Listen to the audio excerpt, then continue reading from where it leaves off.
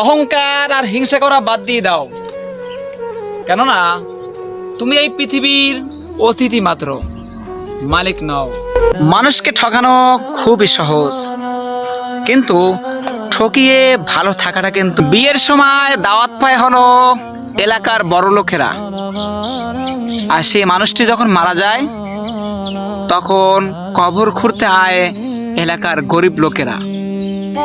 একটি কথা মনে রাখবে, দোলনা যেভাবে পিছনের দিকে যায়, অবিকাল সামনেও কিন্তু ফিরে আসে। অতএব প্রত্যেকটা মানুষের সুখ দুঃখ একইভাবে আসে এবং যায়। অতএব তোমার দোলনা যদি কখনো পিছনের দিকে যায়, কখনো হতাশ হয়েও না, নিরাশ হয়েও না, ধৈর্য ধারণ করো, কেননা সে একদিন না একদিন সামনের দিকেও ফিরে আসবে ইনশাআল্লাহ। পৃথিবীতে কোনো মানুষই অশান্তি চায় না, অথচ অশান্তির কারণই হলো মানুষ।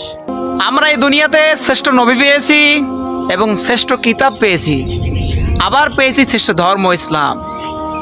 তা আমরা যে কতই ভাগ্যবান, আলহামদুলিল্লাহ আলহামদুলিল্লাহ।